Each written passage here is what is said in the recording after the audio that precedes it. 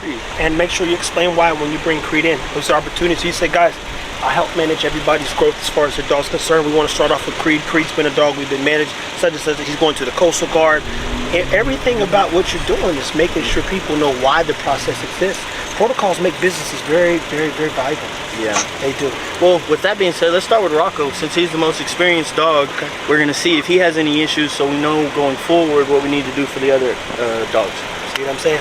And that right there, it fixes everything. You go, Rocco has these problems. Yeah. And this is why I used to jump. Kids say, hey, boss, could you jump such as? I'd be, let's see.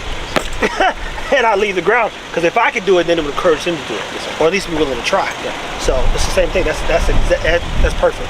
Get Rocco doing it first. Everybody learn from Rocco's experience, know where to pick your dog. And Rocco, and who else did you bring? I got Oakley. Okay. So we got Rocco, Oakley, Creed, Chief. And how hard would you say it is to train a pit bull to do what you're doing? Because I think that's the part people get confused. All the dog trainers on, TikTok and various places, they always got a shepherd arm out. They're like, that's what they do.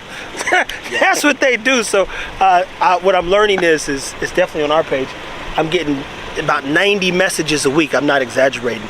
And it's all behavior based. And I think that what I just realized, I'm like, why are all these people asking me all these questions? I mean, I talk about this stuff, but you go, oh, because I don't have a shepherd. And most of them got all kinds of other dogs. They're like, well, how are you getting them dogs to do this? Yeah. A shepherd, a Mal, they make sense. Yeah, they're used to listen to a handler and a shepherd to tell them what to do. So the hardest thing with the pit bull is they're independent thinking dogs. So you're gonna put them in situations and they're gonna try to find the best way to get that result. So what you have to do is you have to be able to communicate exactly what you expect that dog to do and correct them when they're messing up and show them, hey, this is a better way to go.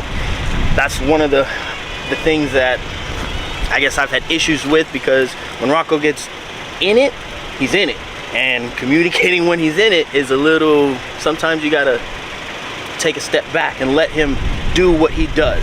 And once I figured that out, because we were trying to make Rocco into like a military dog like Jesper Anderson, and it didn't work. But when I allowed him to accomplish the goal, if I want him to get on top of that car, I'm gonna tell him to get on top of the car and get out of his way.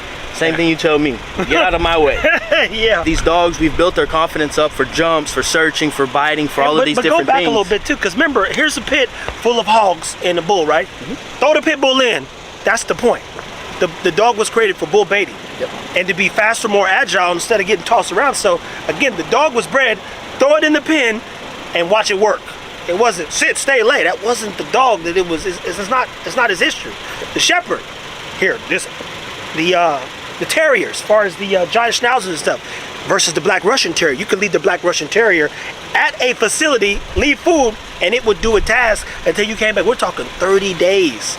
The dog would survive and stick to that task, because it also is an independent thinker that does not need a handler to tell it what, when, where, and why. So when these people are seeing these things, he's done something, and there have been people who've got taken pit bulls very far. It's not impossible, it's not improbable, but it's not likely. Yeah. It just takes a little bit more time. Yeah, you gotta be patient. Patience, man. Patience. It's the most important thing. You can't rush it. I mean, look at this dog here. She's, what, a year? Basically 2 years? She's 2 years old. And it just took her a little time to get that confidence, but now she's doing some stuff that some experienced dogs ain't doing. But it took that time to build that relationship and that bond. Yeah, and that's the same thing I keep telling people. I did the whole video. Dudes like, hey, how do you keep from beating your dog? I was like, I don't even know how to answer this, man. What do you want me to say, brother? I mean, I don't want to have to beat the dog or anybody for that matter. I know if I jump on somebody, I'm going to jail. So you go, I got to calm down, because I could hold a grown man up like this. I've been there before. Beating the dog ain't gonna solve the problem. The dog don't speak English, so he forced me to think and make sure I answer, just like everything I try to do in not even a corporate way, but a way that makes sense to people to be better. But again, it's like if you put a puppy. I got a puppy, Cha-Cha. She fusses more than any dog. I'm not gonna hit the dog in the mouth because she's hollering about being in the cage. A baby cries day and night for 2-3 years. She'll have it figured out in 6 months. But it's like, what do you really expect from the dogs, right? Yeah. They don't know what you want them to do until you show them how to be successful. And patience. So that's one way to keep from having to correct your dog, is setting them up for success and being able to show them step by step what you want to do. That's a good comparisons to kids. Like we were talking about housebreaking. You want your dog to be housebroken in a month, but you'll keep wiping your kid's ass for 5-6 years old. It drives me crazy. Hey, this dude last night, hey, can we drop my dog off? and you train him. I said, well, how old is he? He said, 2 months old. I said, bro, there's nothing I can do for you. I'll show you the message. I should pull it up. Brother, look, we can't do nothing with that dog, buddy. 8-week-old dog, basically, stop it. What you want me to do? He keep with peeing and pooping, bro. He's going to do that. I said, practice your patience.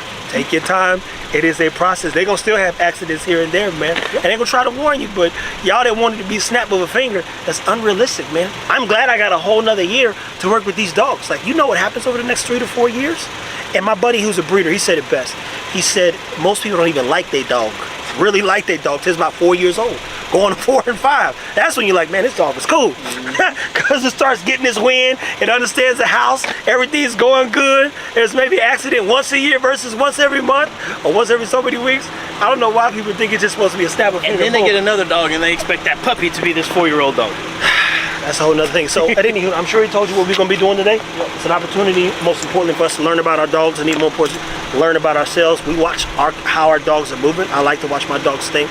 I put them in a lot of situations. Some stuff ain't even on camera. I just want to, let me see what they do real quick. And keep pushing. Yeah, stay tuned. Yeah.